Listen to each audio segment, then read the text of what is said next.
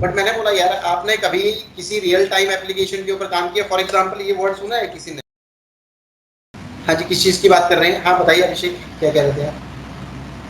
Sir WordPress तो website वगैरह build करने के लिए यूज होता है ना अपना। हाँ मैंने भी तो यही बोला ना, क्या आपने कभी अपनी वेबसाइट को रियल टाइम, ये एक वर्डप्रेस है, क्या है आपकी एप्लीकेशन है आपकी, जी जिसको हम सर। अपना CMS भी कहते हैं, यानी कंटेंट मैनेजमेंट सिस्टम भी कहते हैं, आपके कंटेंट को मैनेज करने का काम करती है। कौन से कंटेंट को मैनेज करने की बात कर रहे हैं? जो आपका आइदर HTML, PHP,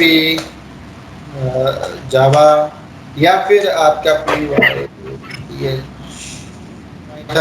मतलब जो भी आपकी क्या है, ये HTML, PHP, जावा या पाइथन है क्या है आपकी यार, जिसके थ्रू क्या किया जाता है, राइट?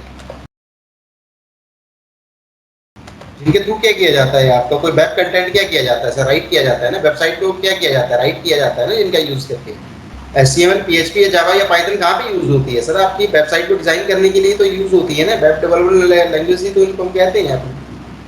तो इनका इनका यूज करके हम अपना एक कंटेंट है, यानी एक अपनी वेब एप्लीकेशन, एक वेब पेज डिजाइन करते हैं। बेसिकली जो वेब पेज है दैट इज कंटेंट, उसको हम कंटेंट, उस कंटेंट को मैनेज करने का जो काम करता है वो आपका वर्डप्रेस करता है। जरूरी नहीं है वर्डप्रेस है, वर्डप्रेस के अलावा और भी कई टूल आते हैं, बट अभी हम जो बात करेंगे वर्डप्रेस के बारे में ही बात करेंगे कि सर वर्डप्रेस का यूज करके आप कैसे अपनी एक real time application, web application को क्या करोगे, डिप्लॉय करोगे। काफ़ी सारी बड़ी-बड़ी कंपनीज़ हैं जिनकी जो वेबसाइट्स हैं ना सर, वो आपकी वर्डप्रेस के ऊपर काम करती है। फॉर एग्जांपल जैसे मैंने बोला यार, शिक्षा.com है, naukri.com है, और कई अदर वेबसाइट्स हैं जो क्या करती हैं आपका, अपनी वेबसाइट को डिप्लॉय करने के लिए जो वर्डप्रेस का यूज़ करती हैं आपका। वर्डप्रेस के ऊपर ही सारी की सारी कई कंपनीज़ की वेबसाइट चल रही है। तो सर हमारे को भी तो क्या आना चाहिए, हमारे अगर किसी ने बोला यार आप एक काम करो ना, आप भी क्लाउड के ऊपर जाके वर्डप्रेस के ऊपर अपनी वेब एप्लीकेशन को लॉन्च कर दो, कैसे करोगे? तो यहाँ पे मैं इसके लिए एक कंसेप्ट बनाऊंगा, जो कंसेप्ट है दैट इज LAMP, लैम्प, जिसको आप यहाँ पे वर्डप्रेस के कंपोनेंट्स भी कह सकते हो, लिनक्स। यानी हम इस कंसेप्ट को करने के लिए जो अपनी एक मशीन बनाएंगे, जो हम अपना सर्वर बनाएंगे, उसका जो ऑपरेटिंग सिस्टम रहेगा वो लिनक्स OS रहेगा। उसके ऊपर हम क्या करेंगे, अपना अपाचे मिडलवेयर सर्वर कौन सा यूज करेंगे सर? हम मिडलवेयर सर्वर कौन सा यूज करने वाले हैं हम यहाँ पे? उस केस में अपाचे हम यहाँ पे अपना मिडलवेयर सर्वर यूज करेंगे सर। सर कोई भी वेब एप्लीकेशन होती है तो उस वेब एप्लीकेशन का अपना क्या होता है, डेटाबेस भी होता है। कोई भी वेब सर्वर होता है तो वेब सर्वर का अपना क्या होता है सर, डेटाबेस भी होता है। विदाउट डेटाबेस तो कोई वेबसाइट आपकी डिप्लॉय हो ही नहीं सकती। लाइक फ्लिपकार्ट है, अमेजॉन है, तो इनके अंदर जो आप क्या करते हो, कंटेंट चेक करते हो, लेकिन जब आपने कंटेंट के लिए क्या कर दिया, ऑर्डर प्लेस किया, तो किस यूजर ने किस प्रोडक्ट के लिए उसको कब डिलीवरी देनी है, ठीक है, कितनी क्वांटिटी में उसका जाना चाहिए, उसका एड्रेस क्या है, ये सारी क्वेरी कहाँ पे सॉल्व हो, कहाँ पे स्टोर होगी जाके बैकएंड में? उस वेब एप्लीकेशन का क्या होना चाहिए, कोई ना कोई तो डेटाबेस होना चाहिए ना सर। तो कहने का मतलब है जो हम वर्डप्रेस यूज कर रहे हैं उसके लिए जो बैकएंड में हम डेटाबेस यूज करेंगे that is my SQL database use करेंगे, और जो हमारी वेबसाइट रन की लिखी जाएगी उसके लिए जो आप देगा दैट इज PHP। कौन सी लैंग्वेज के थ्रू? तो ये बन गया एक लैम्प स्टैक, इसको लैम्प स्टैक भी कहते हैं आप। अब यहाँ पे किसी को कोई पूछना है तो बताइए, अभी तक हम क्या करते थे? अभी तक तो सिर्फ हम जस्ट इतना काम करते थे, हम अपना, मैंने बोला सर मैंने अपना यहाँ पे एक EC2 इंस्टांस ले लिया, ये क्या है मेरा सर? मैंने बोला यार ये EC2 इंस्टांस है मेरा। अभी तक हम क्या करते थे, हम कहते थे सर हमने यहाँ पे क्या किया, ये जो EC2 इंस्टांस है इसके अंदर जो ऑपरेटिंग सिस्टम है वो कौन सा है? मैंने बोला सर इसके अंदर जो मेरा ऑपरेटिंग सिस्टम है वो Ubuntu है। Ubuntu के ऊपर मेरा क्या है, Ubuntu के ऊपर मैंने क्या किया, Apache 2 डाल दिया, और Apache 2 के अंदर मैंने जाके क्या किया, index.html, और इसके अंदर जाके मैंने अपना हेलो वर्ल्ड प्रिंट करा दिया। और इसका अपना एक आईपी भी मिल जाता है, लाइक इसका आईपी मिल गया 1.1.1। तो इस आईपी के थ्रू मैं इस हेलो वर्ल्ड को कहीं से भी क्या कर सकता था, अभी तक एक्सेस कर सकता था, ऐसा ही किया ना हम लोग। बट नहीं, अब मैं कहूँगा सर मेरे को तो अपनी एक रियल टाइम एप्लीकेशन एक्सेस करनी है जो ऐसे नहीं होती है। Real time web application launch करने के लिए आप क्या कर सकते हो, कैसे कर सकते हो? तो उसके लिए सबसे पहले आपने बोला सर मेरे को एक, सबसे पहले तो क्या चाहिए, एक सर्वर चाहिए। देखना जरा, आपने बोला सर मेरे को ये सर्वर चाहिए। मैंने बोला ठीक है यार, ये सर्वर आपको हमने दे दिया। ये जो सर्वर मैंने आपको दिया है इसके अंदर जो आपने ऑपरेटिंग सिस्टम डाला, वो ऑपरेटिंग सिस्टम कौन सा डाला? आपने बोला सर इसके अंदर मैंने यहाँ पे लिनक्स ओएस डाला। इस लिनक्स ओएस के अंदर जाके सर मैंने क्या किया अपना, इस लिनक्स ओएस के अंदर जाके हमने अभी तक क्या किया, इस लिनक्स ओएस के अंदर जाके हमने जो है वो वर्डप्रेस नाम का अपना एक टूल यूज किया, ठीक है जी। और उस वर्डप्रेस एप्लीकेशन के अंदर जाके हमने, और मिडलवेयर सर्वर में वर्डप्रेस के थ्रू, वर्डप्रेस तो एक टूल है जो वेब एप्लीकेशन को डिप्लॉय करने के लिए, बट डिप्लॉय करने के लिए जो मिडलवेयर सर्वर है वो कौन सा चाहिए? हमने बोला सर अपाचे टूल,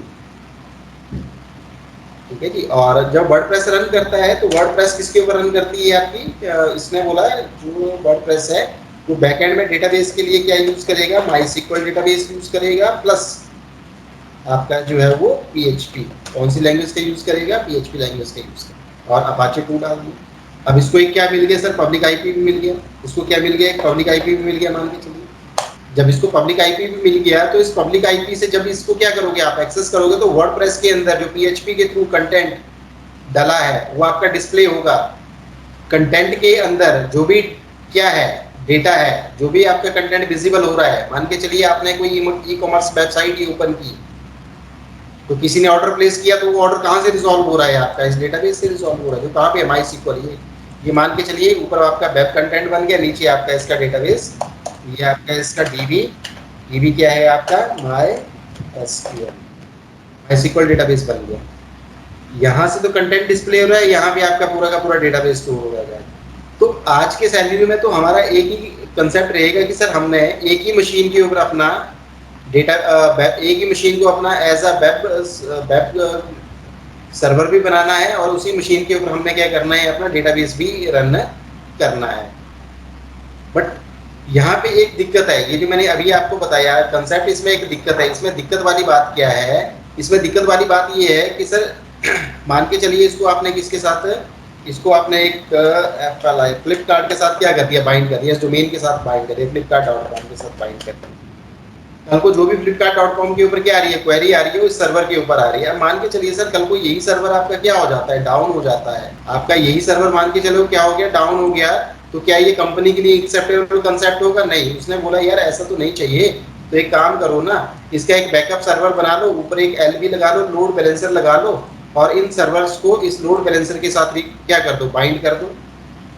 और ये जो फ्लिपकार्ट है, ये लोड बैलेंसर है, इसका अपना एक IP होगा, मान के चलिए इसका 2.2.2.2 IP है, इस मशीन का 3.3.3.3 IP है। अब ये मैंने ये डोमेन जो नेम है फ्लिपकार्ट, ना तो इसके IP के साथ बाइंड किया, ना तो इसके IP, इसको मैंने जो मेरा लोड बैलेंसर का IP है उसके साथ बाइंड किया। यानी जब भी बाहर से कोई यूजर रिक्वेस्ट करेगा तो सबसे पहले रिक्वेस्ट कहाँ पे आएगी, लोड बैलेंसर। लोड बैलेंसर उसको क्या करेगा, सभी अपने हिसाब से लोड को बैलेंस करते हुए उसको क्या करेगा, इन दोनों सर्वर के ऊपर क्या करेगा, डिस्ट्रीब्यूट करेगा उस लोड को, ताकि किसी पर्टिकुलर सर्वर के ऊपर क्या ना हो, वर्डन ना हो। सर जब ठीक है आपने बोला ये पर्टिकुलर, इसके ऊपर हम लोड बैलेंसर लगा देंगे, बट यहाँ पे प्रॉब्लम तो एक आ रही है। प्रॉब्लम क्या आ रही है, प्रॉब्लम ये आ रही है सर कि ये आपका जो वेब सर्वर है, इसी के अंदर आपका डेटाबेस सर्वर भी है। अगर आपने इसको सिर्फ वेब सर्वर बनाया, अपनी रियल टाइम एप्लीकेशन यानी वर्डप्रेस इसके ऊपर भी रन कर दिया, बट डेटाबेस तो यहाँ पे लगा है ना, और ये सर्वर ही फेल हो गया, तो जो आपका लोड बैलेंसर यहाँ से क्या करेगा, आपकी रिक्वेस्ट फॉरवर्ड करेगा, तो उसको सिर्फ कंटेंट दिखेगा। जब कंटेंट के लिए कोई क्या करेगा, अपनी रिक्वायरमेंट करेगा, रिक्वायर्ड कंटेंट को देख के किसी प्रोडक्ट के लिए रिक्वायरमेंट करेगा, तो डेटाबेस तो है नहीं है, तो क्वेरी कहाँ से रिजॉल्व होगी, नहीं हो पाएगी। तो फिर सर हमारे को क्या करना पड़ेगा, ये जो डेटाबेस है ना सर, इस सर्वर से, पर्टिकुलर सर्वर से क्या करना पड़ेगा, हटाना पड़ेगा, इसको सेपरेट करना पड़ेगा। तो नेक्स्ट सैलरी में हम क्या करेंगे, अपना डेटाबेस क्या करेंगे, इस सर्वर से सेपरेट करके अलग जगह ले जाएंगे। यानी अब दो होस्ट हो जाएंगे, पहले तो एक ही सर्वर चल रहा था, अब मेरे पास जो वेब सर्वर है जिसके अंदर वर्डप्रेस है वो अलग चल रहा है, और उसका जो डेटाबेस है वो आपका अलग चल रहा है। ये आपका DB, इसको हम DB बना देंगे किसी दूसरे सर्वर पे, दोनों को हम एक दूसरे के साथ इंटीग्रेट करेंगे, ठीक है जी। अब हम ये जो बैकअप सर्वर है इसको भी इसके साथ क्या कर देंगे, इंटीग्रेट कर देंगे। यहाँ पे कोई इस सर्वर के ऊपर कोई क्वेरी आ रही है तब भी यहाँ से रिजॉल्व हो जाएगी, इस सर्वर के ऊपर कोई क्वेरी आ रही है तब भी यहाँ पे रिजॉल्व हो जाएगी यार। किसी पर्टिकुलर सर्वर के ऊपर बर्डन नहीं पड़ेगा। इन केस अगर ये सर्वर फेल भी हो गया तब भी यहाँ पे जो क्वेरी आ रही है उसकी तो यहाँ से बाहर रिक्वेस्ट चली ही जाएगी। तो क्या ऐसा पॉसिबल है? ये चीज जो मैंने समझाई, यहाँ पे कोई डाउट है तो प्लीज पूछिए फटाफट। तो हमारा जो कंसेप्ट है वो आज की डेट में ये है कि सर हम अपना ये कैसे बनाए। पहले तो आज तो हम ये करके देखेंगे भाई, एक ही मशीन के ऊपर अपना वर्डप्रेस और अपना जो है डेटाबेस कैसे हम रन करके देखेंगे।